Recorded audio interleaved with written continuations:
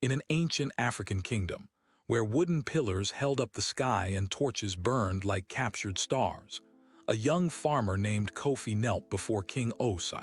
Wait, thanks for being here. You're watching Living Scripture Cipher, where I compiled ancient African folktale stories. So, if you like this, please hit the subscribe button. You can also like and share without forgetting to comment. Thanks again. And let's continue.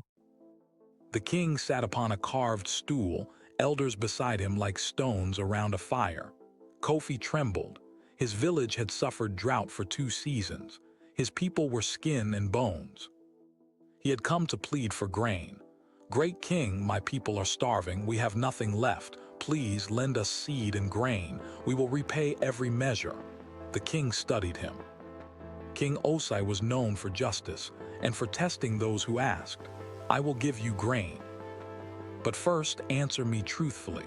Did your village sacrifice to the ancestors' last harvest, or did you honor the Creator alone?" Kofi froze. His village had done neither. They had stolen from a neighboring tribe's shrine, but if he admitted it, the king would call him a thief. Shame burned in his chest. One lie can seem like a small door, but behind it waits a long hallway of new lies, each one darker than the last. Kofi swallowed hard. "We honored the Creator only, my king." The king's eyes narrowed. He said nothing. He simply waved his hand. Servants brought sacks of grain, golden, heavy, beautiful. "Take it. But know this, a lie spoken to a king is not hidden. It plants a seed in your own throat." Kofi returned to his village a hero. The grain was distributed, the people feasted. That night he tried to drink water, he choked. His throat burned. He coughed and a single seed fell into his palm, black as coal, unlike any seed he had ever seen. He hid it, terrified. Days passed. Every time he spoke, his words felt heavier, like stones tied to his tongue. Strangers began to avoid him. His own mother pulled him aside. "Son, why does your voice sound like rusted iron?" He lied again. "I am only tired." That night, another seed fell from his mouth, then another. He planted them in secret behind his hut, hoping to burn them. But by morning, they had grown into a thick, thorny vine that wrapped around his ankles. Proverbs warns, lying lips are an abomination. Not because the Most High is easily offended, but because a lie is a living thing. It grows roots where it lands. 1 month later, the king's guards arrived. They dragged Kofi back to the royal court. King Osai sat on his stool, unmoving. "I sent my own spies to your village. You stole from a shrine, then you lied to me. Do you know what happens to those who lie to a king?" Kofi wept. He opened his mouth to beg forgiveness, but instead of words, a cascade of black seeds poured out. They scattered across the stone floor, clicking like tiny bones. The court gasped. The king remained calm. "You see, the lie I warned you about has now become your only language." He rose and walked to Kofi. He picked up one seed. "I will not execute you. That would be too quick. Instead, you will return to your village. And every time you speak to your mother, to your wife, to the wind, only seeds will come out. Until the day you speak one pure, true word from your heart. Then the curse will break." Kofi returned home a ghost.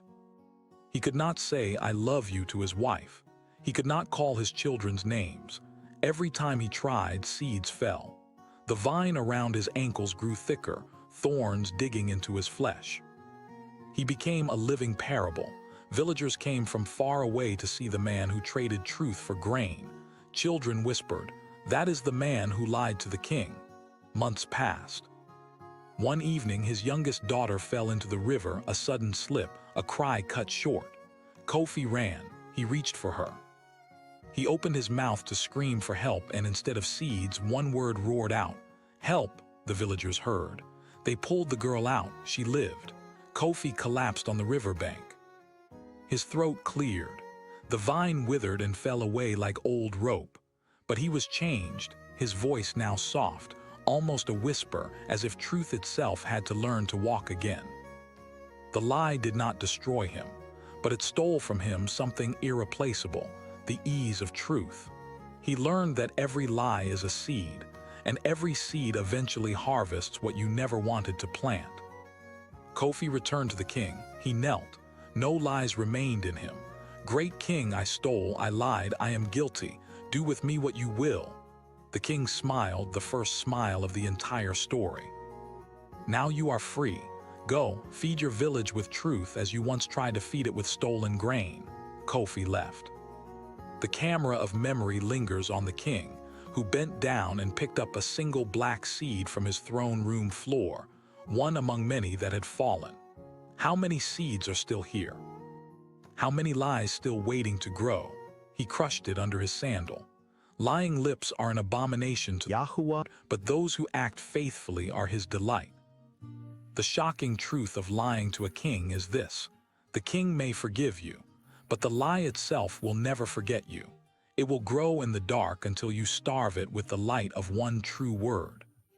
Speak truth, not because you fear punishment, but because lies plant chains and truth alone uproots them.